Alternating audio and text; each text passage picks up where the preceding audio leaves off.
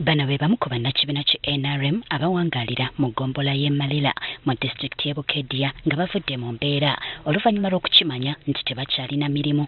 Kigambibwa nti bano baayimiriziddwa nga balumirizibwa okuwagira beesimbyewo ku bwa Namunegina.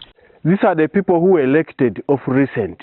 The party chairman and the registrar all came to Malira and they called the chairman NRM here at the sub-county to get all the list of the party structures, and whereby went with a list. But to our dismay, these are goons. The man they come with a group. They attacked the chairman of the party, tear everything, all the papers.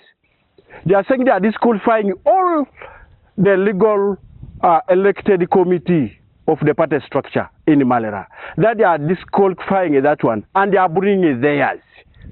My question to the chairman of the party, His Excellency Yoweri Museveni, is there a written letter for that action to be taken to take place? If it is like that, if it is not there, why is this illegality and impunity moving in Malira? But we have been surprised to see that we have been victimized, but we have been tied by our hands down. Our chairperson has been, the motorcycle has been removed to disable him from mobilization. Everybody is intimidated, and even some people are not able to come here because they say, why should you go there? Kigambibwa nti bano baawummuzibwa oluvannyuma lw'olukiiko olwatuuzibwa ku Sande ewedde wakati w'abakulu mu kibiina mu disitulikiti ne bannakibiina. Ekikolwa kino bano bakiwakanya. Since 1989, as being the chairman, up to now I'm still a chairman. The other day on the 14th, the chairman NRM came here together with the team, authorizing us to resign from being the flag bearer of the LC1.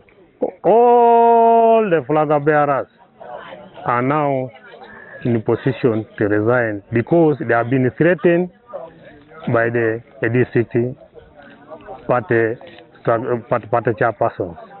We are worried when they talk of our LC ones being removed, the chairperson of the NRM being removed, who's chairperson of the NRM was elected by the community and the community supported and he knew he was a very good mobilizer. Why was he removed? Bagamba bagumidde ebintu bingi mu kibiina ng'okubawummuza kiraga bunnanfuusi obuli mu kibiina. On Sunday, they harassed me and they destroyed a motorcycle from my hand to give a person who is in FDC.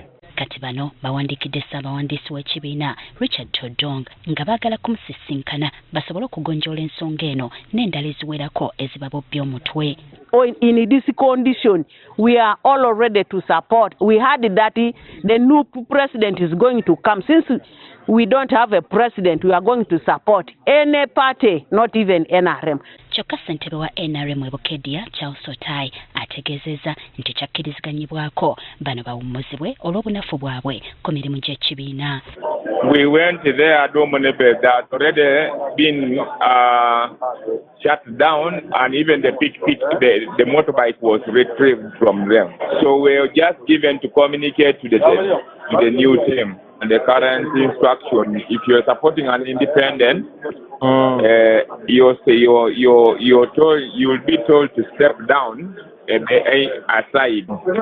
Kati ekirindiriddwa kwe kulaba oba ng'ensisinkano bano gye baagala enaabaawo ne baddizibwa emirimu gyabwe ng'okulonda kw'omwaka ogujja tekunnatuuka.